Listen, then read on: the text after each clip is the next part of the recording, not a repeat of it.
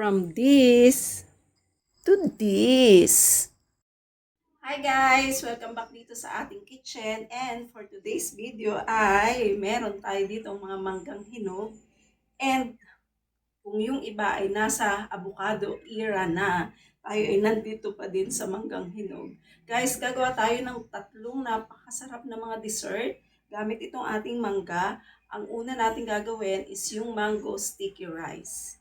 Ito ay originally from Thailand, pero nakakakita na rin ako dito and never pa akong nakatikim, never pa din ako, first time ko guys nagagawa nitong ating mango sticky rice. Kaya guys, samahan niyo po ako. Maglagay lang tayo ng 2 takal bigas. Malagkit ito guys. Then huhugasan lang natin to ng 3 beses.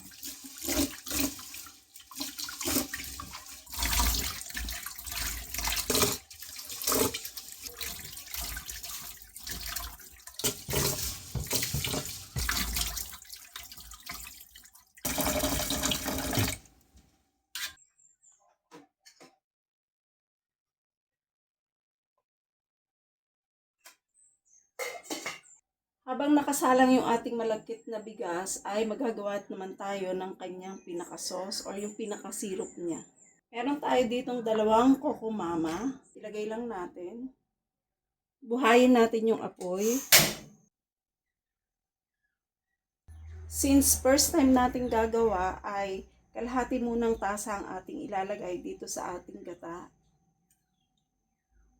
And dagdag na lang natin siya mamaya kapag kulang pa. Haluin lang natin ito from time to time. Kapag bumubulak ng ganyan, dagdagan natin ng konting asin, pambalanse ng lasa. Tikman natin if need pa nating dagdagan ng asukal. Dagdagan pa natin.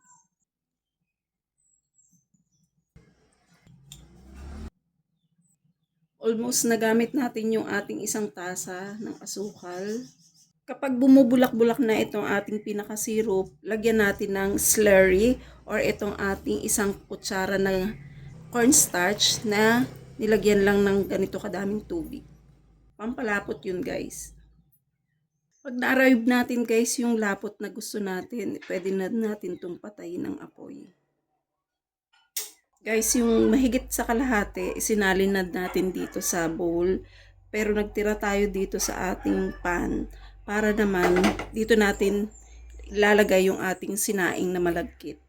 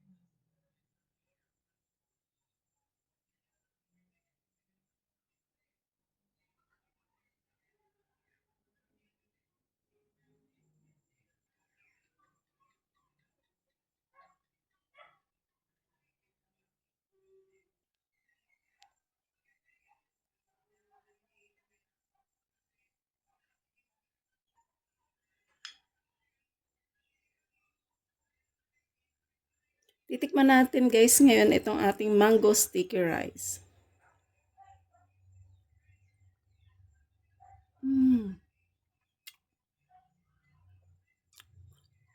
Guys, ang sarap niya.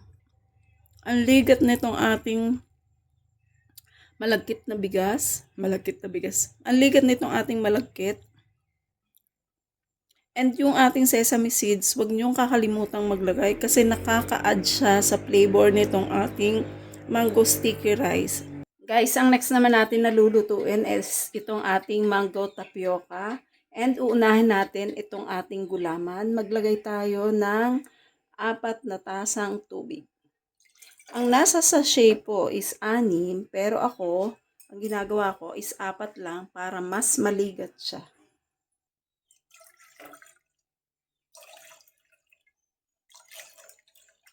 Ilagay na natin itong isang balot na Mr. Gulaman. 4 na kutsarang asukal. Pwede na natin buhayan ng apoy. And then, halu-haluin lang. Wala tayo guys mabili na kulay dilaw na gulaman. Kaya yung white na unflavored gulaman yung ating nabili.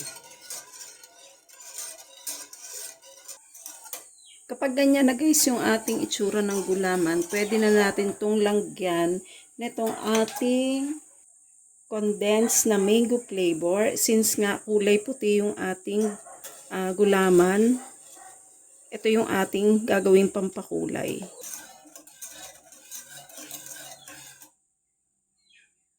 Kapag bumubulak na siya, pwede na nating patayin at ilalagay natin muna ito sa isa nating lalagyan para siya ay ating mapatigas.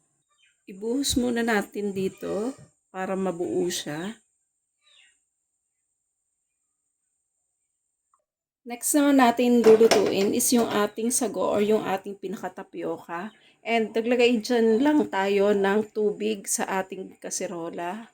Buhayin lang natin ang apoy and takluban. Kapag bumubulak na, maglagay lang tayo ng 1 tasang sago. Halu-haluin nyo lang to for 20 minutes hanggang sa konti na lang yung puti niya dyan sa gitna. 20 minutes natin itong hahaluin. Pero hindi malimit ang paghalo natin para hindi masyadong malabsak itong ating sago.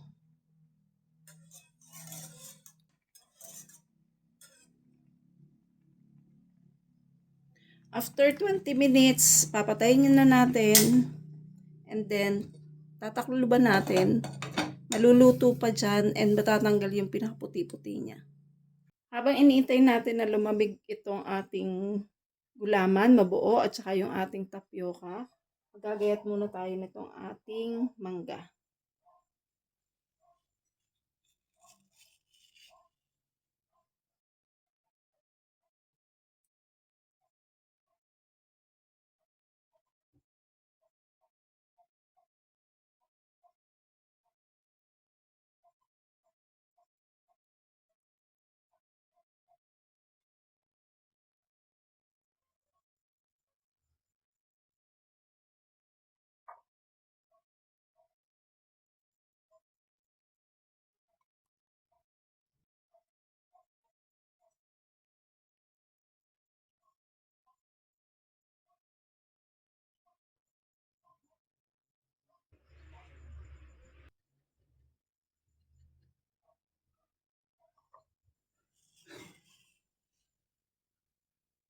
Hahatiin lang natin ito sa gitna.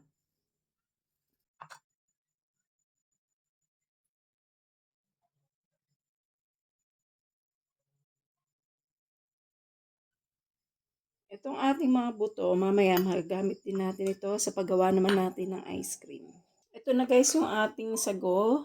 Nahugasan na din natin yan. Then, ito namang ating gulaman. Tumigas na din siya. So, gayatin na natin to.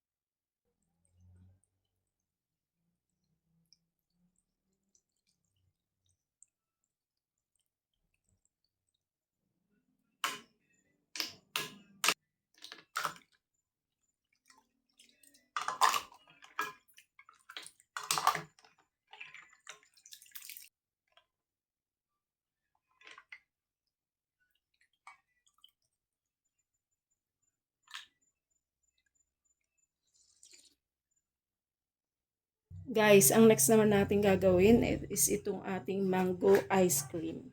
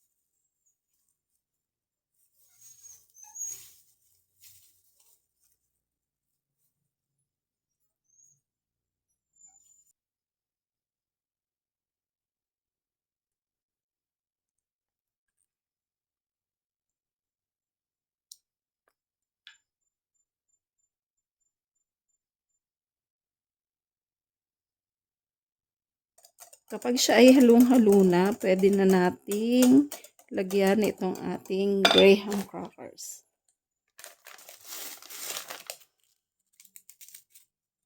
Magdurog lang tayo.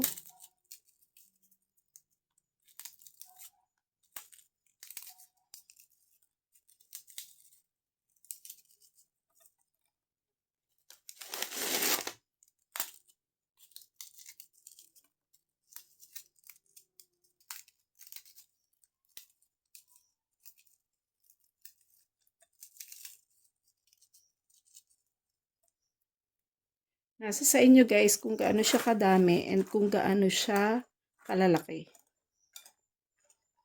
Then, haluin din lang ulit natin.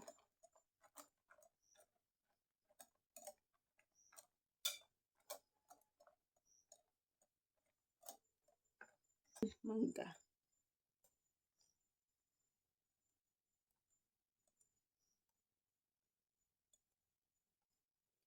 Dito lang natin ilagay para feel natin talaga na siya ay ice cream.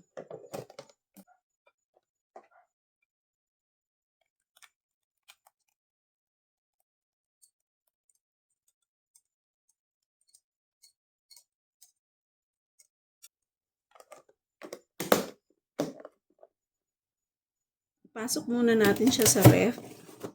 And then, balikan natin after 4 hours.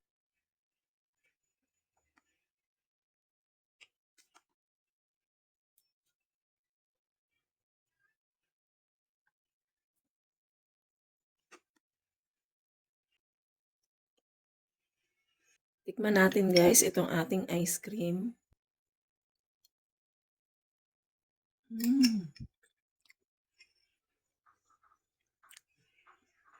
Sobrang sarap niya.